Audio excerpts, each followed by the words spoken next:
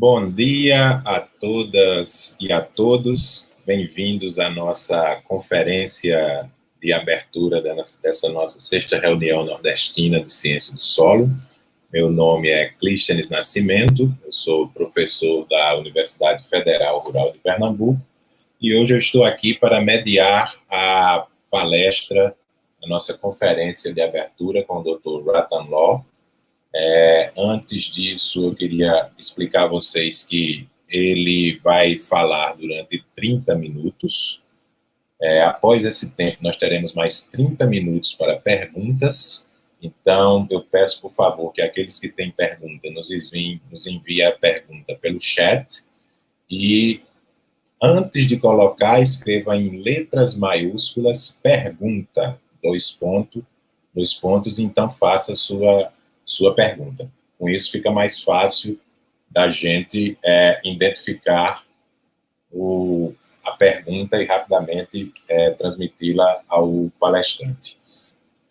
Nós temos como palestrante hoje alguém, né, que nos dá muita honra de estar aqui, que tem um vasto currículo, então dificilmente a gente conseguiria apresentar todo o currículo dele aqui hoje, mas eu apenas brevemente vou introduzi-lo, né, dizendo então que ele é Distinguished Professor of Soil Science na The Ohio State University, onde ele também é diretor do Carbon Management and Sequestration Center nesta universidade, exatamente um grupo que trabalha com a sua área de especialização, né, então, que é ligada à matéria orgânica, carbono, sequestro de carbono em solos. O professor Lau foi também ex-presidente da International Union of Soil Sciences, ou seja, a associação que congrega as nossas as sociedades nacionais, né, de ciência do solo. E ele também hoje ocupa o papel de professor adjunto na University of Iceland. O professor Ratan Law produziu mais de cerca de 2.500 publicações científicas durante sua carreira, e, dentre essas, 955 artigos publicados em periódicos, com um fator H, né, um pesquisador altamente citado, de mais de 100, cerca de 105, na verdade, é o fator H do professor Law atualmente. Ele também tem importantes prêmios recebidos, né, entre os muitos prêmios recebidos, eu destacaria o Prêmio Nobel de 2007, junto com o IPCC, né, o painel intergovernamental de mudança climática, e mais recentemente, agora em 2020, ele foi também o recipiente do World Food Prize.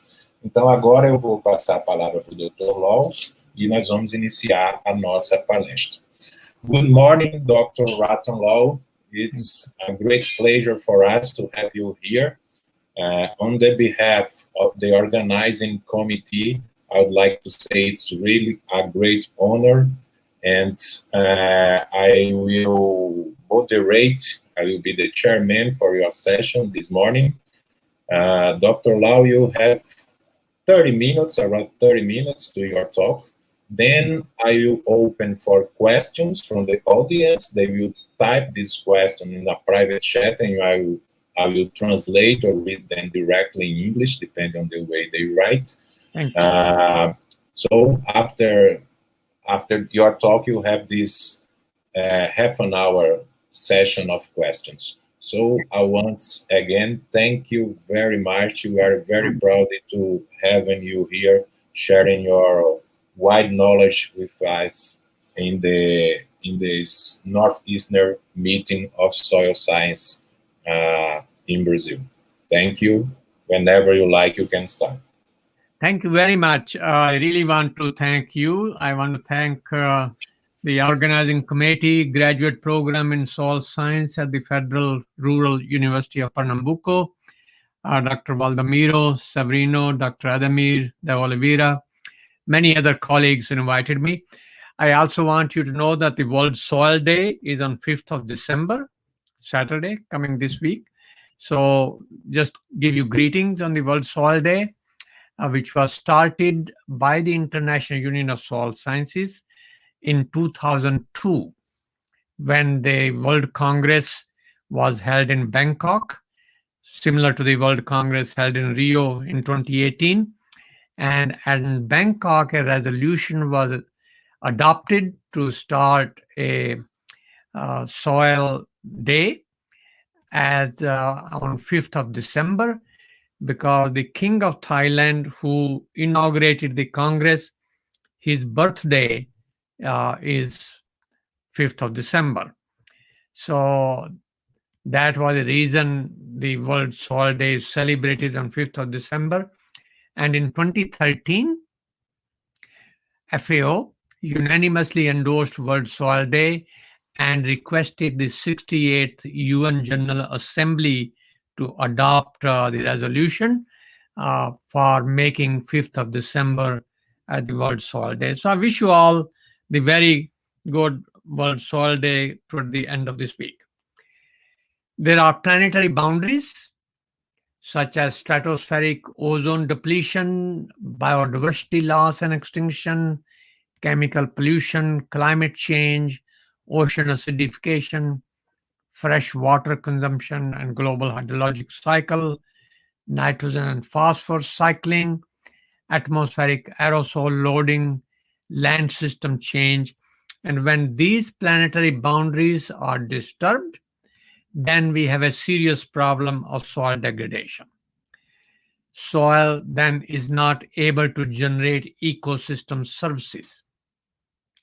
An ecosystem service is a multitude of resources and benefits that are supplied by natural ecosystems such as soil, and a framework for structuring and synthesizing biophysical understanding of ecosystem processes which are good for human and nature. A natural ecosystem is a source of ecosystem services, and it implies goods and services relating to the natural environment. It is an extension of the economic notion of capital. So, natural capital, such as soil, generates goods and services from land, air, water, living organism, and all formations of the Earth's biosphere. And that is what natural capital and ecosystem services is. In soil, soil organic carbon pool, soil organic matter, through the soil conservation, through integrated nutrient management, through conservation agriculture, through better farming system, improves agronomic productivity, and that leads to ecosystem services such as food security, climate change mitigation, water quality, biodiversity, and many others. There are 300,000 soil series that we already know, and their management leads to forest biodiversity, water resources conservation, animal biodiversity, energy, biofuel, aquaculture, climate regulation, food production, ecosystem restoration, and many other ecosystem services essential for human through better agriculture and sustainable farming. These are examples of many ecosystem services which are generated. Ecosystem services can be life support system, production, regulation, physical support, information and culture, and archives. And these are some of the examples of general ecosystem services. In terms of the soil, the essential ecosystem services are carbon sequestration, climate change moderation, water storage and purification, biodiversity, food security, poverty alleviation. Many of these are sustainable development goals of the United Nations. Soil health is essential to many ecosystem services: water resources, climate change, food security, biodiversity.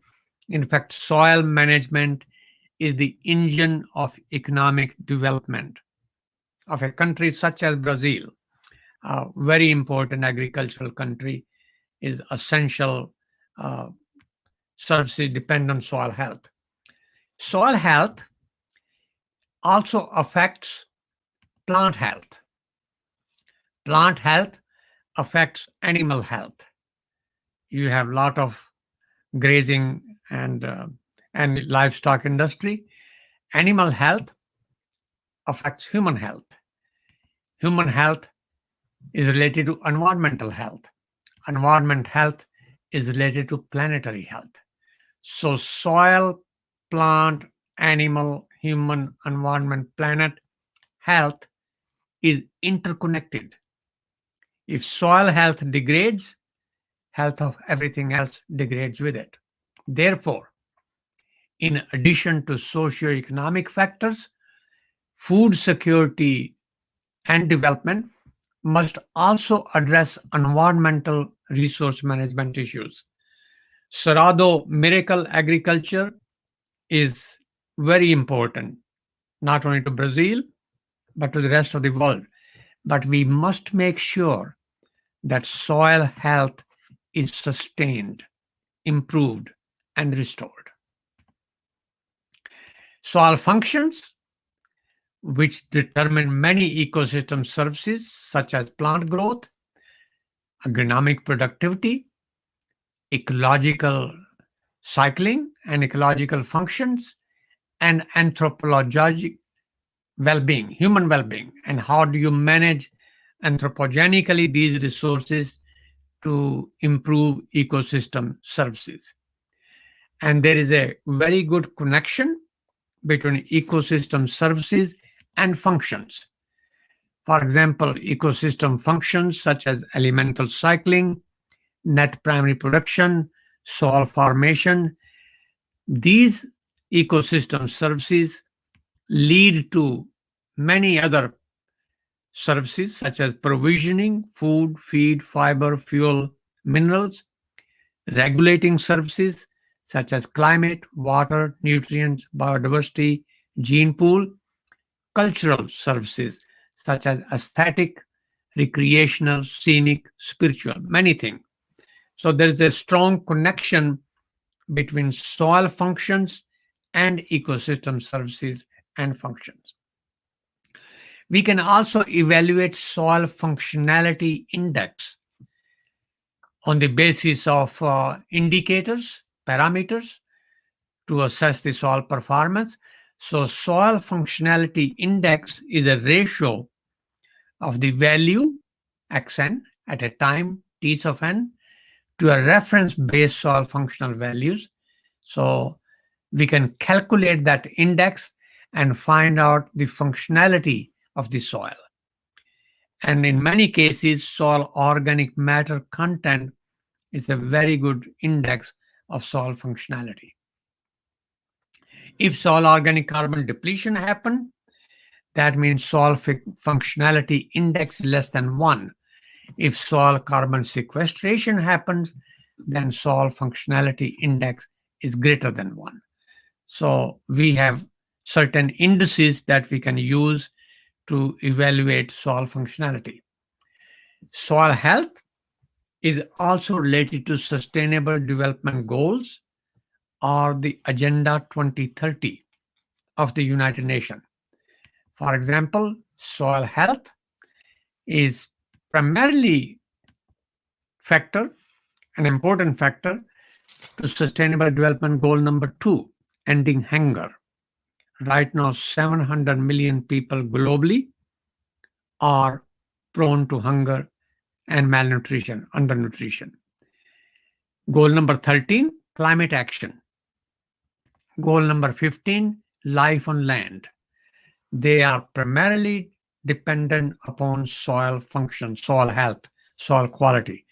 There are other goals which are of relatively less importance, but nonetheless affected by soil quality, soil functionality. Number 1, ending poverty. Number 2, good health and well-being. Number 3. Number 6, clean water and sanitation. And number 7, renewable energy. So many of the sustainable development goals are related to soil health and its functionality.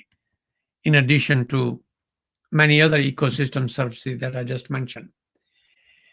When you convert natural ecosystems such as the Amazon or Cerrado into agricultural ecosystems, the soil organic matter, soil carbon pool, relatively speaking, declines. In temperate climates such as Ohio, where I'm situated, the magnitude of decline can come down to about 50% of the original level in about 50 years. In tropical climates, Amazon and Caribbean regions, many parts in sub-Saharan Africa, South Asia, the time period in which the organic matter comes down to 50% might be 5 years or 10 years, much less, because of the serious problem of erosion and because high temperature causes more rapid degradation of organic matter content. If the soil erosion is controlled, organic matter content can reach a steady state, equilibrium. It stabilizes. And at this point in time, if we adopt better agriculture practices, such as conservation agriculture, soil organic matter content can increase. It follows a sigmoid curve. And in about 25 years, 20 to 25 years, it may reach another equilibrium. At this point, if you adopt another improved agricultural practices, soil organic matter content can go up again, following sigmoid curve, and in another 20-25 years, it can reach the original level at which we started. So in about 50, 40, 60 years, adoption of better agricultural practices can restore soil organic carbon almost equal to what was originally. At this point, if your original soil had other problems, such as acidity, such as lack of phosphorus, maybe toxicity of aluminum, and you are now able to compensate that by adding phosphorus fertilizer or adding lime, or if it was a dry climate, maybe adding irrigation water.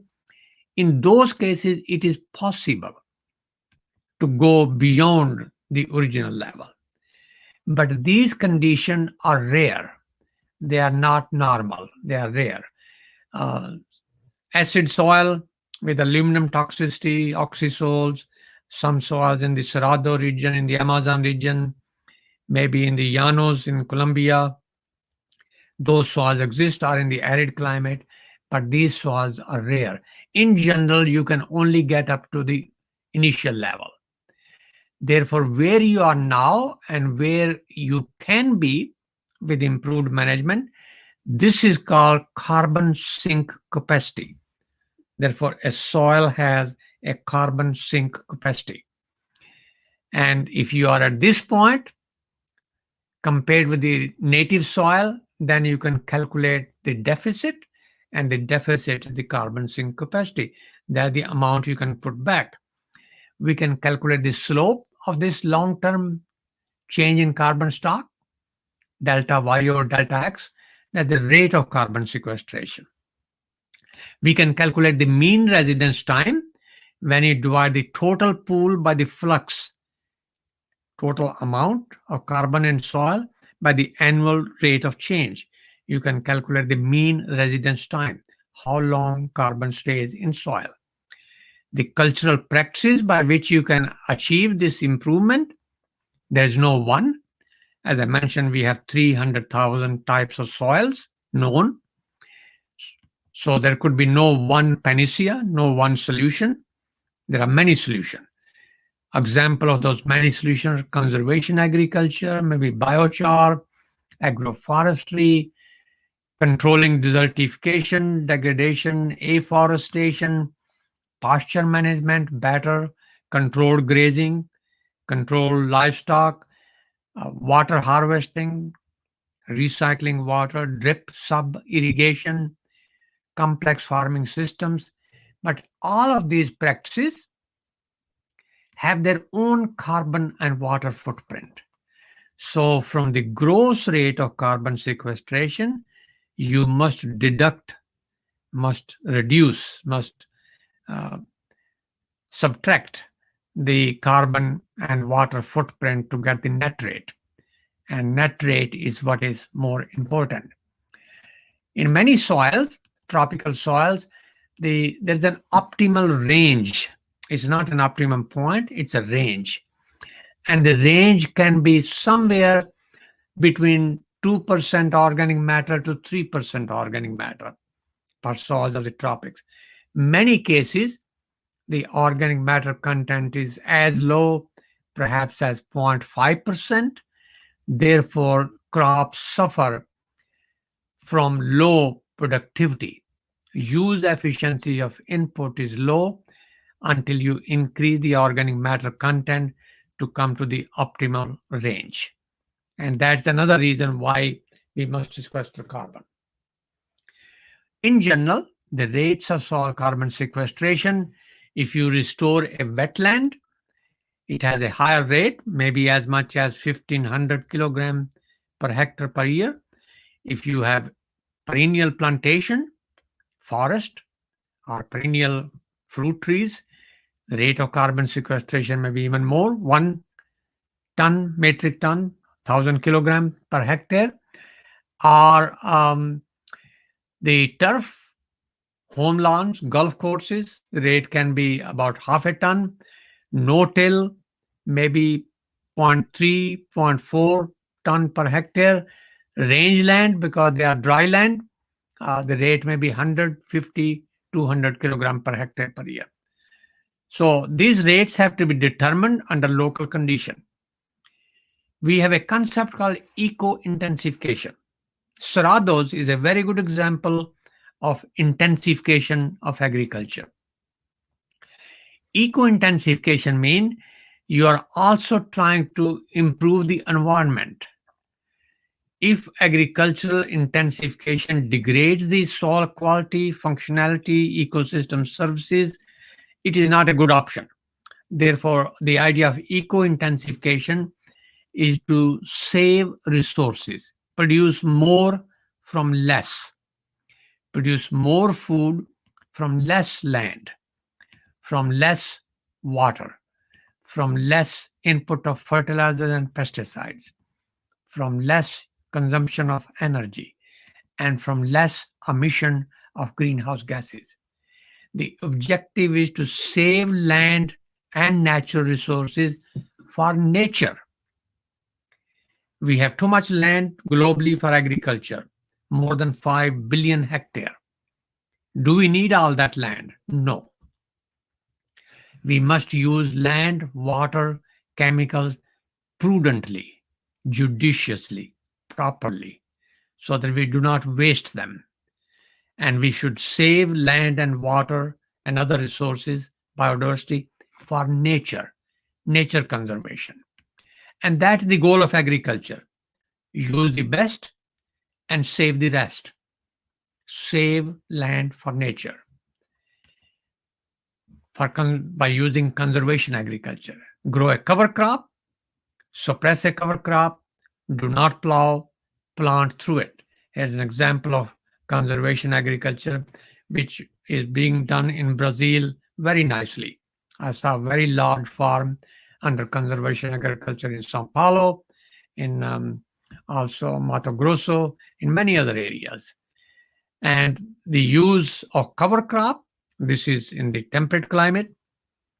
You have many cover crop, rape, many others, grasses and legumes, bahia grass sometime.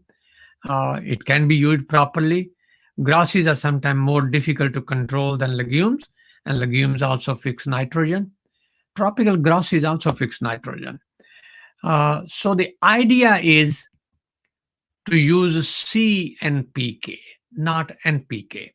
Normally we recommend fertilizer, NPK, and micronutrients, but CNPK. If you improve C in soil carbon, organic matter, the effectiveness of the fertilizer improves. Therefore, you do not have to put so much fertilizer. You do not have to plow the land so much because soil biological activity like earthworm can improve soil structure. So always think about C and PK rather than NPK. There is something called farming carbon. Just like we farm soybean, we farm corn, we farm wheat, we farm other crops, we can also farm carbon. Just like we can sell other crops, we can also sell carbon, especially in a system to mitigate climate change. So farming carbon means growing soil carbon, or from that point of view, growing biomass carbon in forest. So growing soil carbon or forest carbon as a farm commodity that can be traded, bought and sold, and create another income stream for farmers. So you can sell carbon to the industry or to the government or to international organization, Inter-American Development Bank, World Bank, or a private company, industry, utility companies that produce energy from coal and oil and gas. Maybe they like to buy the credit of carbon. So it can be bought and sold. That's called farming carbon. The question is, what's the price of carbon? There are two types of prices. One is the economic price, depends on demand and supply. When there is a too much supply and no demand, the price goes down. The other is a societal value of a commodity, carbon. And the societal value does not go down with the market demand and supply. So I always like to find out what the societal value of carbon. And the societal value I have published and estimated $130 per ton of carbon, which CO2, you multiply by 12 divided by 44, you get $35 per ton of CO2. Therefore, if a farmer sequesters half a ton of carbon per hectare, that farmer should be paid $65 per hectare or $26 per acre. If a farmer sequesters 1/3 of a ton of carbon per hectare, the cost price, ecosystem services, $43 per hectare, which is about $17.50 per acre. And this is the price of sequestering carbon in the terrestrial biosphere, soil, trees, vegetation. What's the total technical potential of carbon sequestration in soils of the world? All soils, if we can manage them properly, about 2.5 gigaton, petagram, 10 to the 15 gram, billion tons of carbon per year. If you combine this with between now and 2100, in 80 years, the total amount of carbon that can be sequestered in all soils of the world is 178 gigaton, petagram, billion tons. Also in forest, if we establish vegetation on places where forests have been denuded, another 155. Total 333 petagram, which translates equal to 157 parts per million of CO2 drawdown from the atmosphere. This 2.5 ton, gigaton, is this enough to mitigate climate change? No. Fossil fuel combustion is more than 10 gigaton of carbon per year. So in soil, the maximum can be about 25% of what the human intervention is. So can soil carbon sequestration mitigate completely climate change? No. Only about 2 to 2.5 gigaton.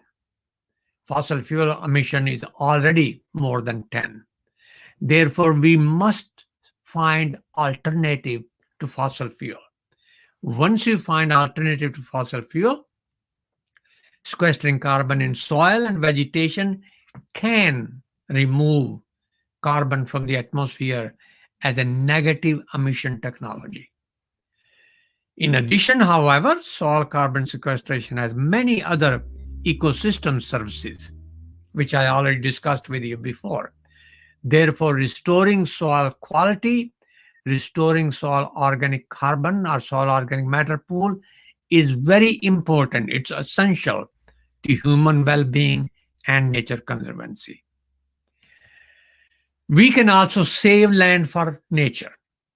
Right now, we have population of 7.8 billion. This was 2010. Um, we have land area under cereal production globally 700 million hectare. Total land area under cropland is 1.5 billion hectare. Total fertilizer use right now is 200 million tons.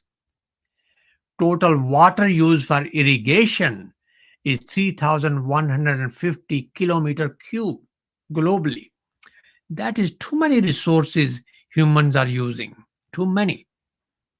Many people think by 2050, when the population will increase by another 2 billion, we need another 250 million hectare more land area. No.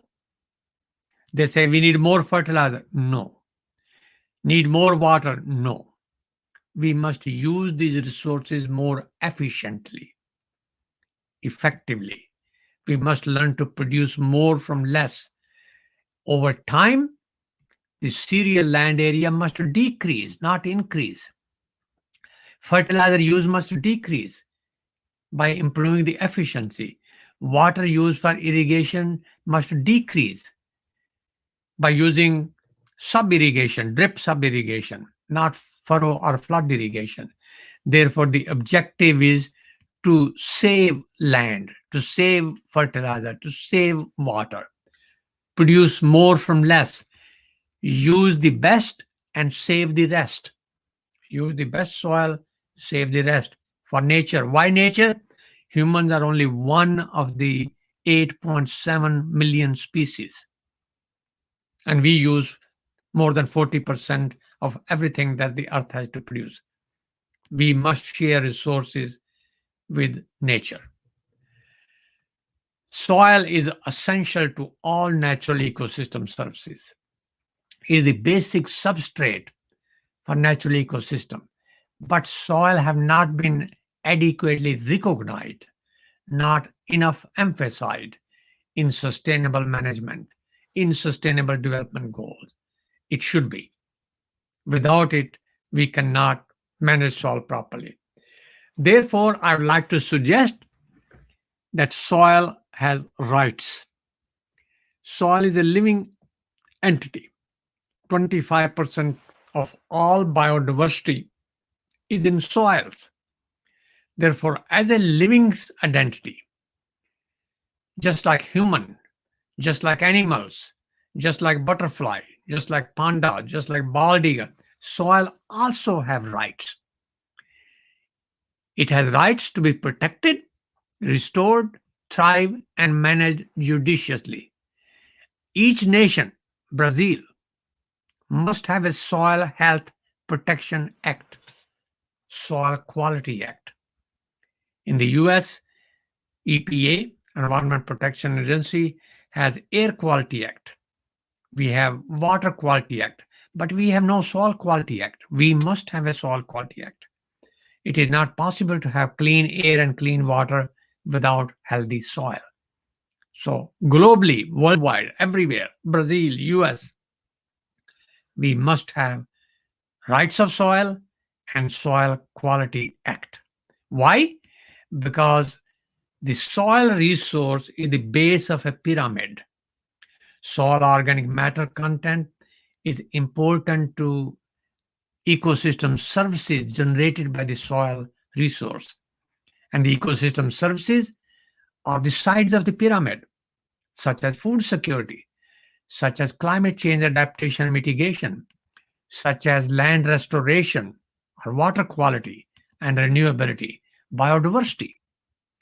The strength of the pyramid, the stability of the pyramid, depends on how all these places where the four sides of the pyramid meet, they are cemented together. They are protected. They are glued together. And that glue, that protection, is the legislation, is the political willpower, is the political stability, is the peace. It is the peacefulness created by political stability that creates the stability of that pyramid on which depend everything, including global peace and security, which is very important to recognize. And I believe at the Carbon Management Center, where I am the director, we believe that carbon sequestration and soil health are very critical. You may remember US coin which says, in God we trust. I think in soil we trust. Soil is life. Life is soil. They go together. Human life depends on soil. It is the essence of all life. So on the World Soil Day coming on Saturday, let's remember this, that soil is the essence of all life. Thank you for the opportunity to talk to you. I'll be glad to answer any question that you may have.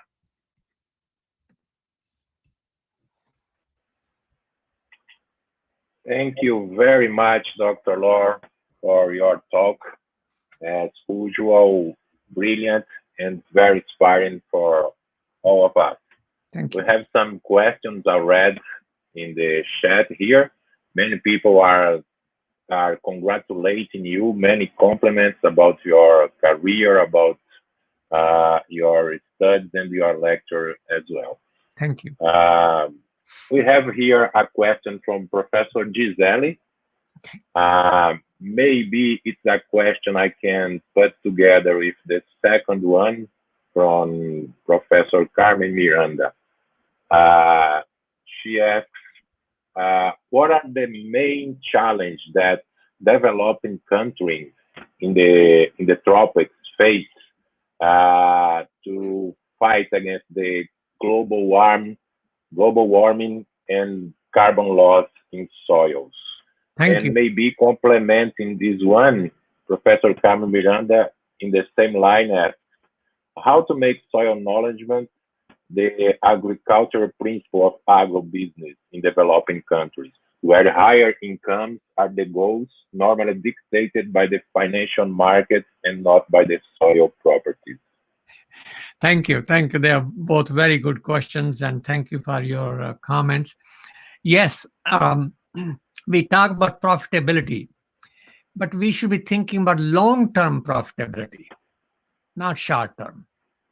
If you manage the soil and your profit for first 2 or 3 years is good, and then it collapses, that's a short-sightedness. So always think about, rather than maximizing the profit, optimize the profit for a long period of time. And that is the idea of reconciling the need to improve profitability with the necessity of improving the environment. It's not either or. We must have both. So optimize the profit, not maximize, and maintain that profitability forever. That's the goal. And this is what is science is. The scientific management of soil advises us that we must optimize the profit and sustain ecosystem services forever. If we destroy the soil functionality, then the future generations are the one which are losing because they are not here to defend themselves. So we have a responsibility to make sure that we transfer natural resources to the next generation better than we got from the previous generation. And that is stewardship. We should think about the stewardship and optimization of the profit. And this is something I think Pope Francis, who is obviously from South America, he in his encyclic has emphasized tremendously uh, the spiritual reasons in addition to the scientific reason of the management of soil and natural resources. Okay, thank you, Professor. We have another question here coming from Professor Ronnie Barbosa. He's concerned about how to convince a traditional farm to adopt a conservative still a challenge testing, he says, in general. Should soil scientists embrace socioeconomic students in order to change that? Should soil scientists embrace social economic studies? No, soil scientists should respect social economic studies. Soil science is a very good profession. I think we need to attract brightest and the best people in soil science. I'm a soil scientist. I'm not a social scientist. I respect social science. I work with social scientists, but I also advise them how to make sure they understand the need for restoring soil health, soil quality, and functionality. And yet, we need policymakers and social scientists to help us translate our knowledge into action. So we need to cooperate with soil scientists. Soil scientists should cooperate with social scientists, but social scientists cannot do what soil scientists can do. So we need both. So I'm not saying you convert your profession. Please work cooperatively with other professions. Yeah. Jointly. Okay. Yeah. It's a multidisciplinary task, right? Thank you. Yeah. Another more, let's say, technical question coming from Professor Yuri Jacks. How to increase carbon pool in sites under the certification process? It's a problem very common, especially in northeastern Brazil. Yes. I want to have not only natural, but also anthropogenic factors stricken soil erosion. Thank you. Soil degradation is a serious problem, desertification, especially in northeastern Brazil and many other parts of the world. Soil is like a bank account.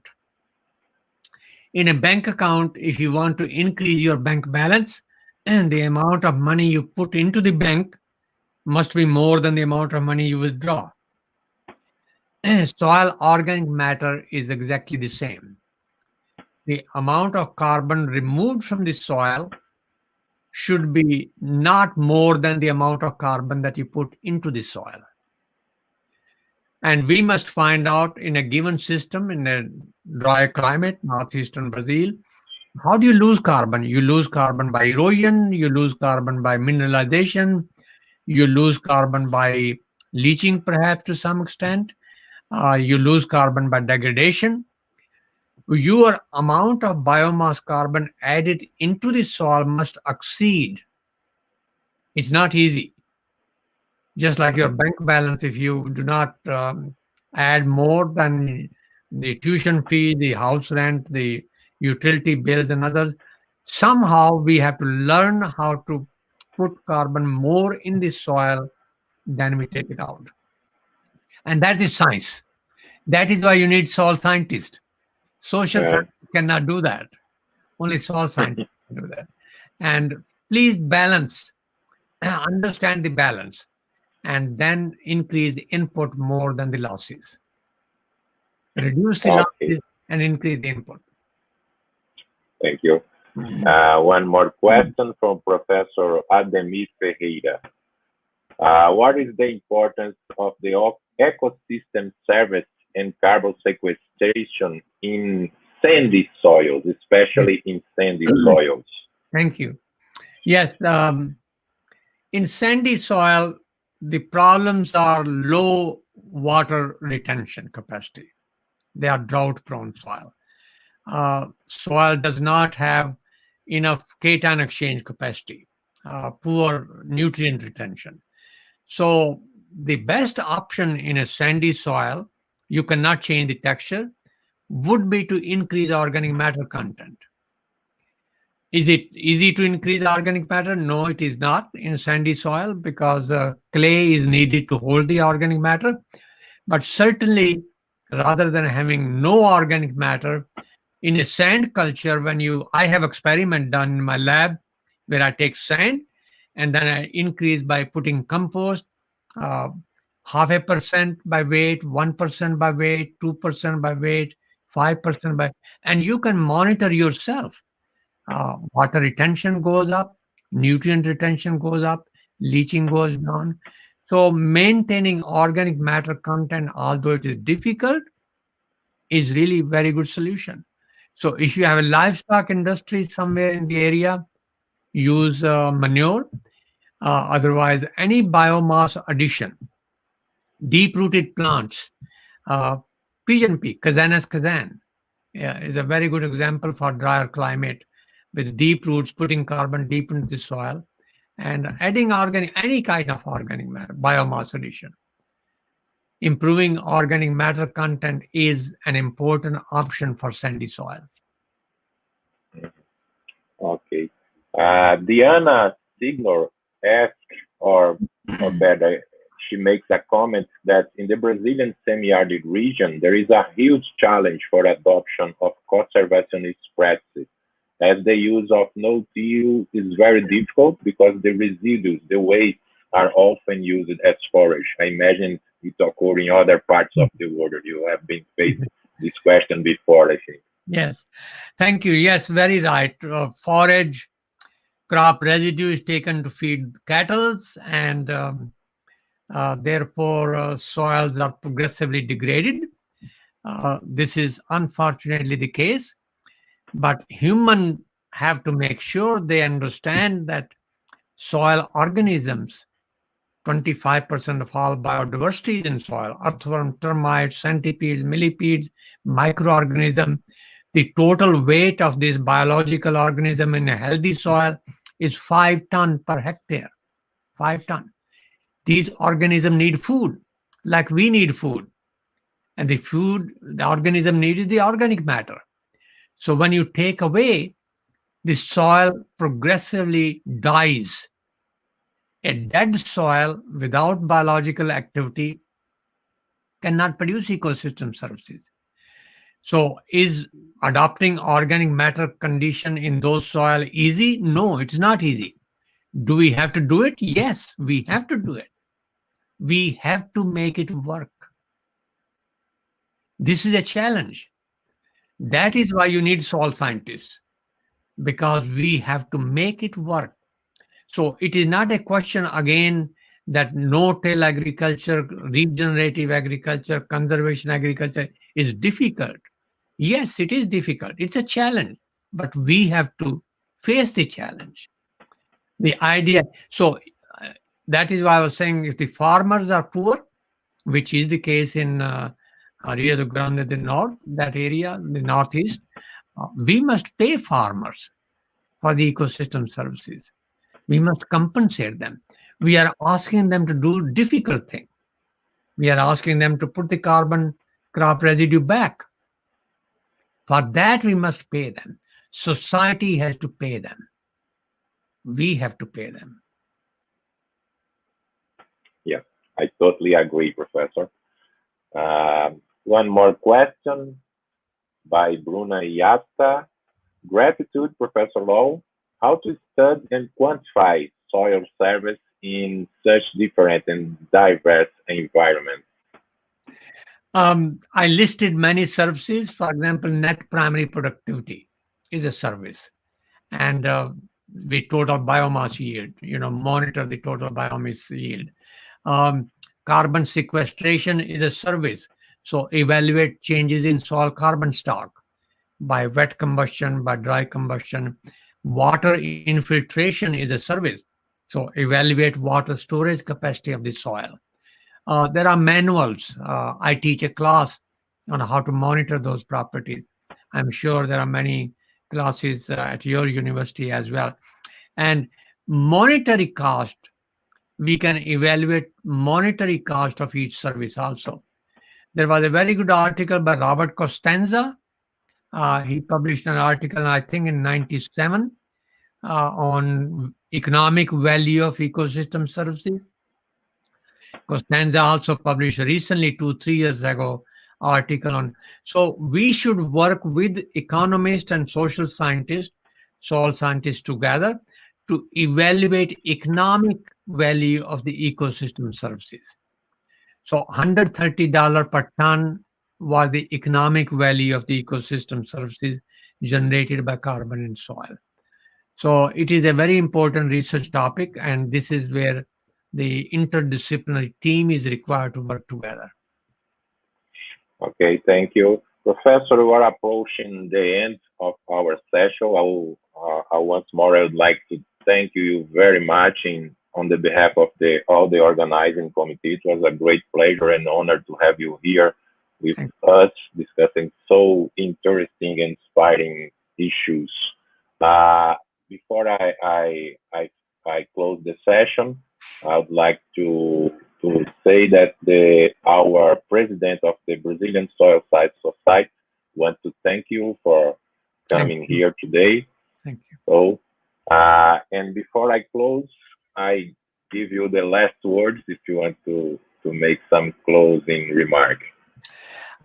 Thank you so much for the opportunity. I want to thank the faculty. I want to thank the Brazilian Soil Science Society for giving me the opportunity to be.